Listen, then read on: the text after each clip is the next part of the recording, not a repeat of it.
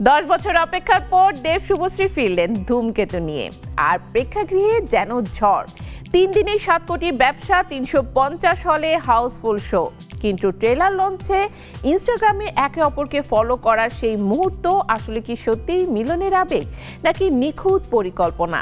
রহস্যের মাঝে বক্স অফিসে বাংলা সিনেমার ইতিহাস গড়ছে ধূমকেতু।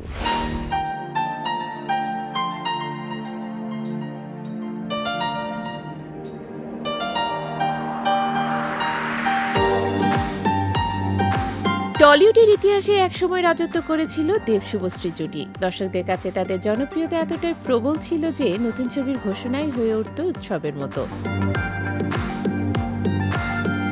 দীর্ঘ বিরতির পর সেই জুটিকেই আবারও বড় পর্দায় দেখতে পেয়ে যেন উচ্ছ্বাসে ভেসেছে বাংলা সিনেমা প্রেমী দর্শক। মুক্তির পর থেকেই যেন ঝড় তুলেছে তাদের বহু প্রতীক্ষিত ছবি ধূমকেতু। প্রথম দিনেই ছবিটি বক্স অফিসে বলিউড ও দক্ষিণী সিনেমার সঙ্গে পাল্লা দিয়ে ব্যবসা করেছে প্রায় 2 কোটি টাকা। দ্বিতীয় দিনে সংখ্যাটি বেড়ে দাঁড়ায় 3 কোটিতে, আর মাত্র 3 দিনে এই ছবিটি পৌঁছে যায় 7 কোটির ঘরে, যা বাংলা সিনেমার ইতিহাসের নতুন রেকর্ড। শুধু তাই নয়, একসঙ্গে 350টিরও বেশি হলে ছবিটি চলছে হাউসফুল।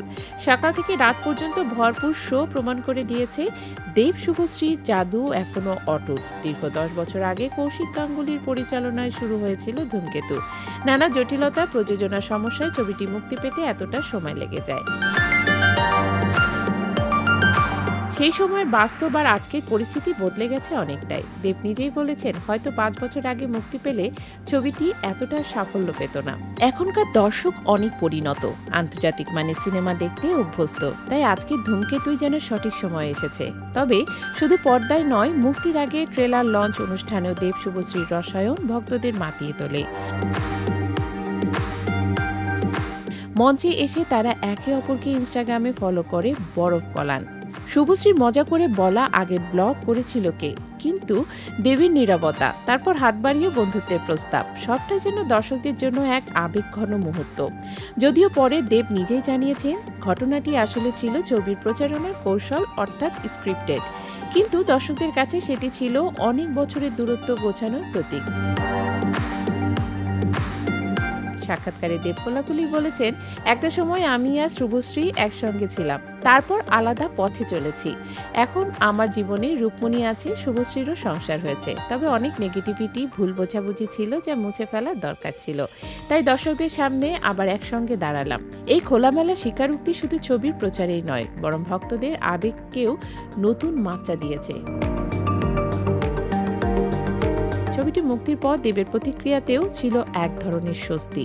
তিনি বলেন, এত ঝড়ঝাপটা পেরিয়ে ধূমকেতু অবশেষে মুক্তি পেয়েছে। সকাল 7টার শোতে যখন হল ভর্তি, তখন মনে হয় এই লড়াই সার্থক। দেবের মতে শুধু পাগলুর ভক্তরা নয়, সব বয়সী দর্শকই আজ বাংলা সিনেমার ভালো কন্টেন্ট খুঁজছেন, আর ধূমকেতু সেই প্রত্যাশা পূরণ করেছে।